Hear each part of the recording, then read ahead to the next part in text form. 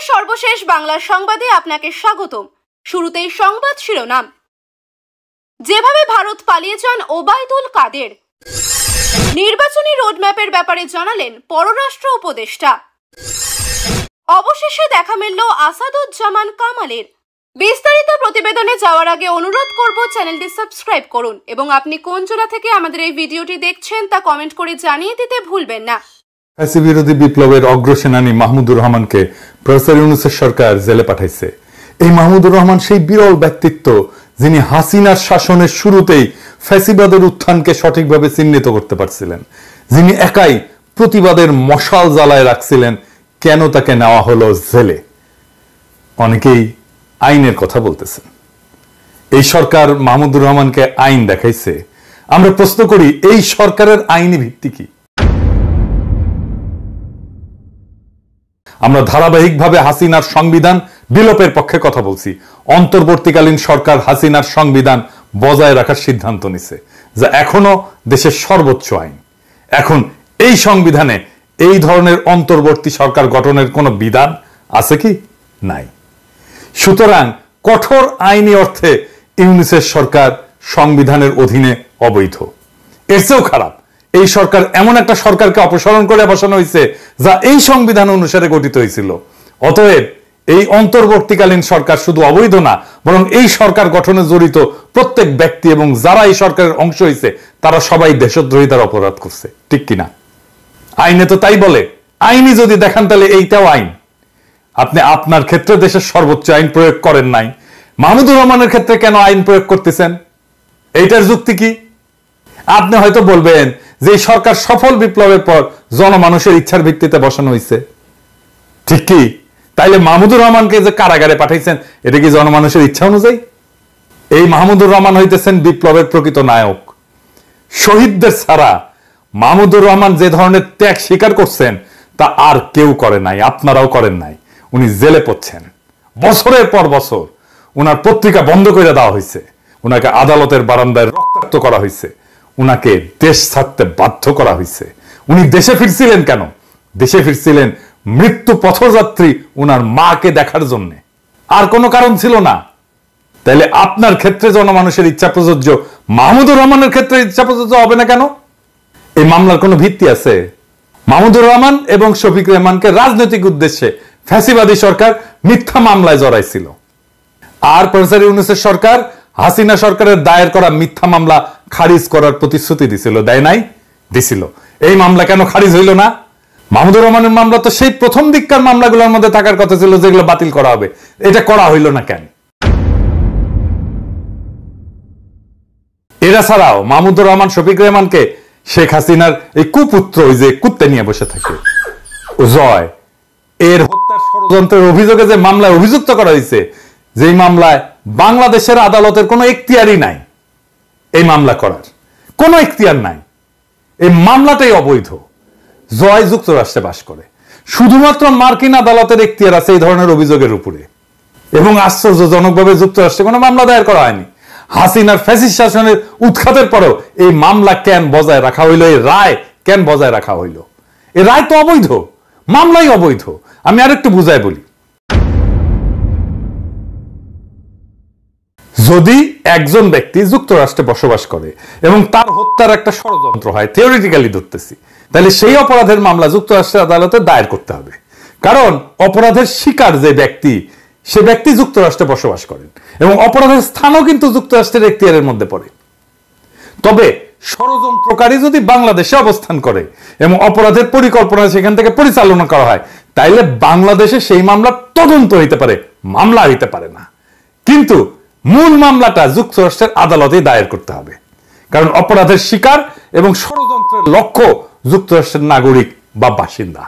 যদি এমন একটা মামলা যেখানে ষড়যন্ত্রের শিকার ব্যক্তি যুক্তরাষ্ট্রে বাস করেন এবং ঘটনাটা যুক্তরাষ্ট্রের বিচার ব্যবস্থার আওতাধীন, তাহলে মামলাটা যদি বাংলাদেশে দায়ের করা হয়, তবে এইটা আইনের বেশ কয়েকটা দিক থেকে ব্যত্যয় বা বিচ্যুতি হবে। প্রধান ব্যত্যয়গুলো কি? একটা হইতেছে আন্তর্জাতিক এখতিয়ার লঙ্ঘন। আন্তর্জাতিক আইনে সাধারণত যে দেশে অপরাধ সংঘটিত হয়েছে সেই দেশের আদালতে মামলার শুনানি এবং বিচার করতে পারে।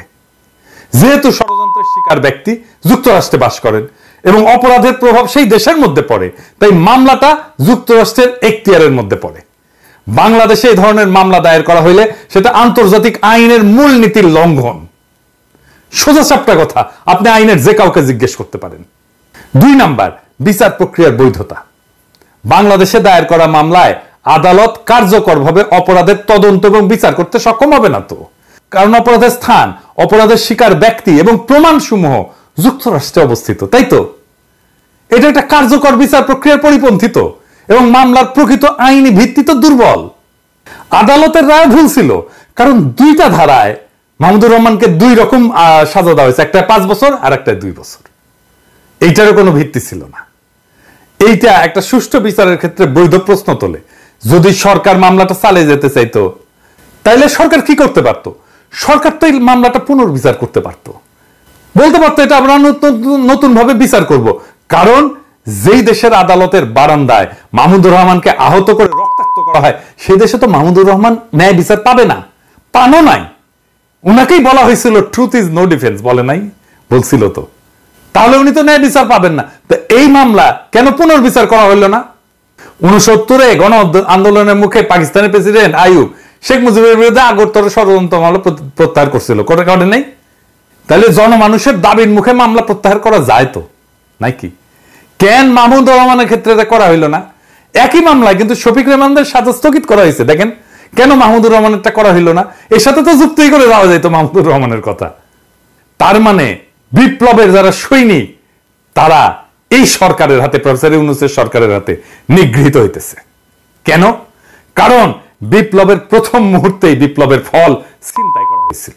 হাসিনার অপমানজনক পলায়নের পর আসিফ নজরুল একাই তথাকথিত সাংবিধানিকতার দোহাই দিয়া ছাত্রদের একাংশকে ক্যান্টনমেন্ট আর বঙ্গভবনে নিয়ে ঘটু কইরা প্রফেসর ইউনূসকে হাসিনার বানানো রাষ্ট্রপতি চুপ্পুর কাছে শপথ নেওয়াইছিল। চলে যাব আজকের বিস্তারিত খবরে।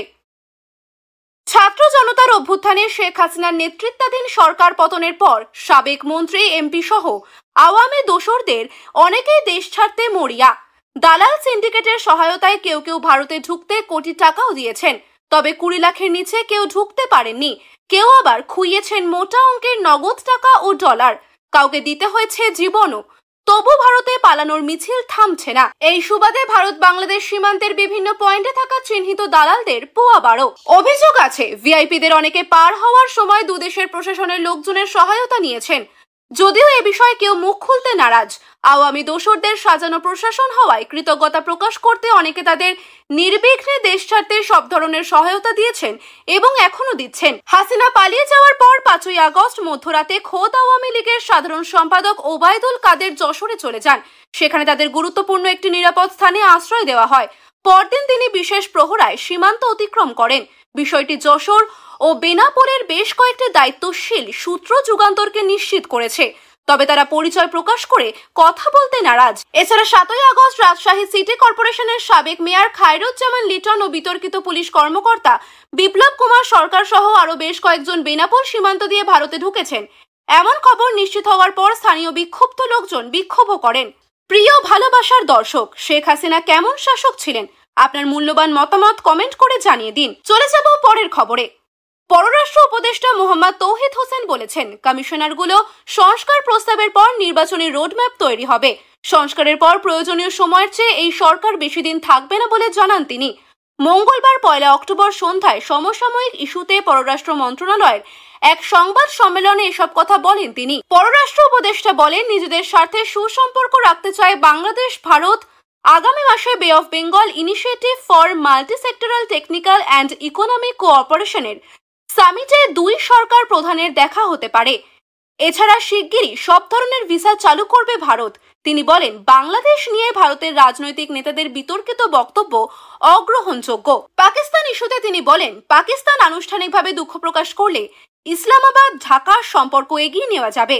এছাড়া সম্প্রতি নিউ ইয়র্কে জাতিসংঘ সাধারণ পরিষদের অধিবেশনের ফাঁকে অন্তর্বর্তী সরকারের পররাষ্ট্র উপদেষ্টা মোহাম্মদ তৌহিদ হোসেনের সঙ্গে ভারতের পররাষ্ট্রমন্ত্রী এস জয়শঙ্কর বৈঠক করেছেন। সেই বৈঠকে ভারতে অবস্থানরত বাংলাদেশের সাবেক প্রধানমন্ত্রী শেখ হাসিনাকে দেশে ফেরত আনার বিষয়ে কোনো আলোচনা হয়নি বলেও জানান তৌহিদ হোসেন। বৈঠকে সাবেক প্রধানমন্ত্রী শেখ হাসিনাকে দেশে ফেরত আনার বিষয়ে কোনো আলোচনা হয়েছে কিনা জানতে চাইলে পররাষ্ট্র উপদেষ্টা বলেন, তাকে ফেরত আনার বিষয়ে কোনো আলোচনা হয়নি। জয়শঙ্করের সঙ্গে আলোচনার বিষয় নিয়ে তিনি জানান, আমরা আমাদের বর্তমান পরিস্থিতি নিয়ে কথাবার্তা বলেছি, আমরা উভয় পক্ষ একমত হয়েছি, আমাদের পরস্পরের সঙ্গে সুসম্পর্ক প্রতিষ্ঠা করা প্রয়োজন নিজেদের স্বার্থে। চলে যাব পরবর্তী খবরে। অবশেষে দেখা মিলেছে বহুল সমালোচিত সাবেক স্বরাষ্ট্রমন্ত্রী আসাদুজ্জামান খান কামালের। বাংলাদেশের একটি বেসরকারি টেলিভিশনের ক্যামেরায় দেখা মিলেছে তাদের। মঙ্গলবার 1 অক্টোবর বাংলাদেশের একটি বেসরকারি টেলিভিশনের ক্যামেরায় দেখা গেছে তাকে। সংবাদ মাধ্যমটি জানায়, কলকাতার ইকো পার্কে দেখা গেছে আসাদুজ্জামান খান কামালকে। এছাড়াও সেখানে সাবেক সাংসদ অসীম কুমার উকিল, অপু উকিল ও হাজি সেলিমের এক ছেলে রয়েছেন বলে জানা গেছে। গত শনিবার 28 সেপ্টেম্বর সন্ধ্যা 7:30টায় ইকো পার্কে আড্ডা দিচ্ছিলেন আসাদুজ্জামান খান কামাল। তার মুখে শ্বেত শুভ্র সাদা দাড়ি ছিল। এ সময় তার সাথে আরো কয়েকজন ছিলেন। তবে সেখানে কিছু বাংলাদেশি জড়ো হওয়ায় তাদের এই আড্ডা বেশিক্ষণ স্থায়ী হয়নি, দ্রুত সরে যান তারা। সে সময় ইকো পার্কে থাকা কয়েকজন বাংলাদেশি নাগরিক সংবাদ মাধ্যমটিকে বিষয়টি নিশ্চিত করেছেন। পার্কের দায়িত্বে থাকা ব্যক্তিরা জানিয়েছেন, বাংলাদেশিরাও ইকো পার্কে বেড়াতে আসেন, তবে এখন সংখ্যায় কম। এদিকে আসাদুজ্জামান খান কামালকে ধরতে দেশে 4 দফা অভিযান চালালেও ব্যর্থ হয় আইন শৃঙ্খলা রক্ষাকারী বাহিনী।